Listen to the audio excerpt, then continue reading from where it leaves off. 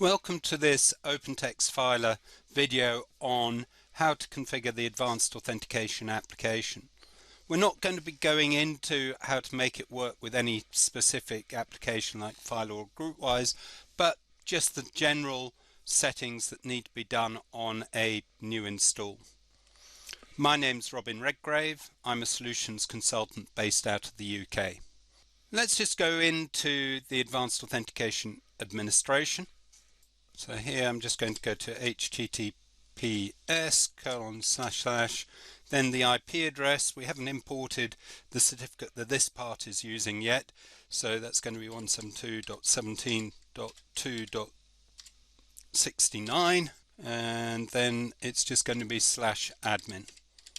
If I hit return, I should get a login, and the login here is just going to be admin, and then the password that I'll have specified earlier on the previous video. Just be aware that this password does have a time limit on and needs to be reset after a number of days, and you just do that through the user portal, which we'll cover in a different video. And there we are, I am logged in. So first things, I want to bring in my certificate for use here. So if I just go into server options in the menu on the left hand side, you can see that here, and I've got the option to import a SSL certificate.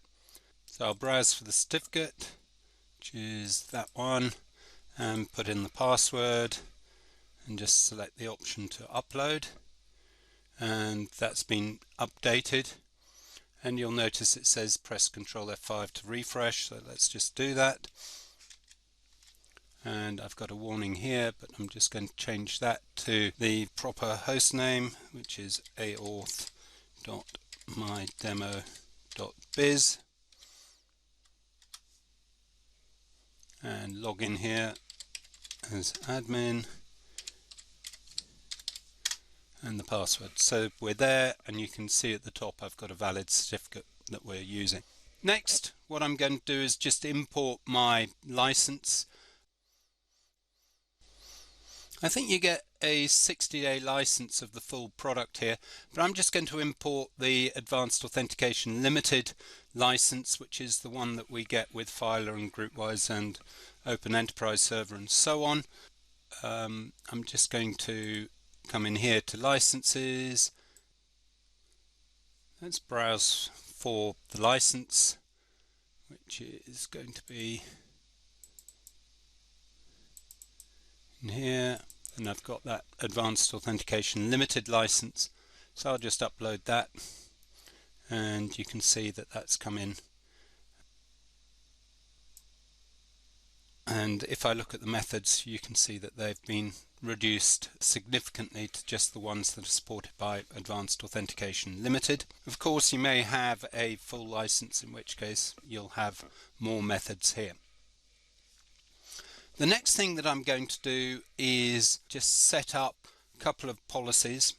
One is going to be for the email side of things. So let me just come into policies here, come down to the mail sender, and here I'm just going to specify that this is going to go off a mail relay that I've got. Obviously you need to configure the relay to allow relaying from your Advanced Authentication host, and that could be an open relay from this host or a authentication relay. So in this case I'm just going to do 172.17.2.23, and I'm just going to use port 25 for this. I've got an open relay configured on that, so I don't need to authenticate there. And let's go and set the sender email here as mfa@opentext.com. I can enable TLS and SSL. I'm not going to do that right now. And then let's just test this. So I'll send that to rredgrave@acme.com and just do test there.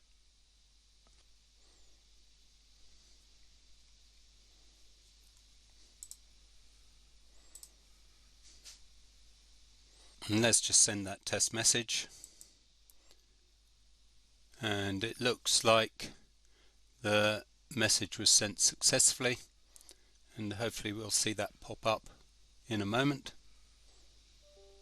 And there we are. You can see that that test message has been delivered okay. So I'm just going to save those settings.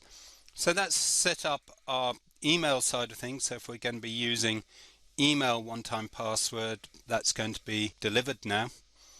And the next thing that we need to do is, if we're going to be using SMS one-time password, we need to just configure that side of things as well. So again, there's another policy in here for SMS sender.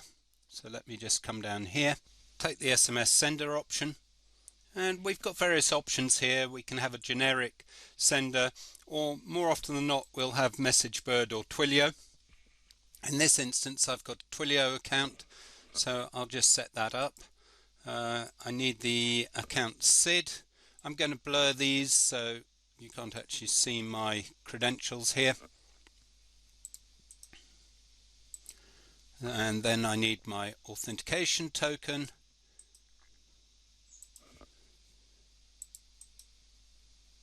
And I need the sender phone there as well,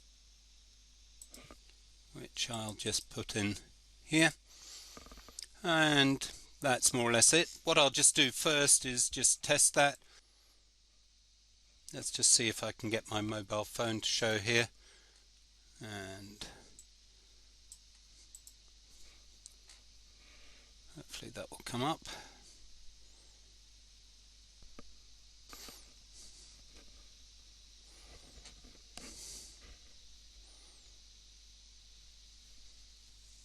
So let's just give that a go. If I click on send a test message, you can see in the top right it says the settings are working, and you can see a message has just arrived there. If I click on there and go into test message, you can see that message has been delivered. So my SMS settings are working fine there.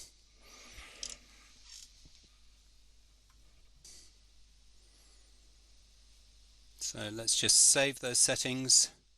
And one other setting that I tend to do is on the methods.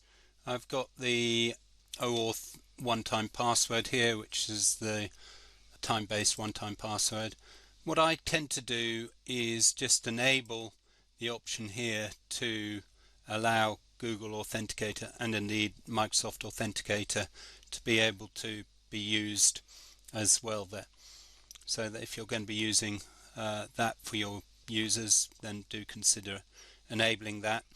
And of course there's some other settings here that we can set as well, but I won't go into those right now. So let's just save that, and then let's just come out there. What we've done now is we have configured advanced authentication with the license, the key, and we've set up the email and the SMS one-time password methods.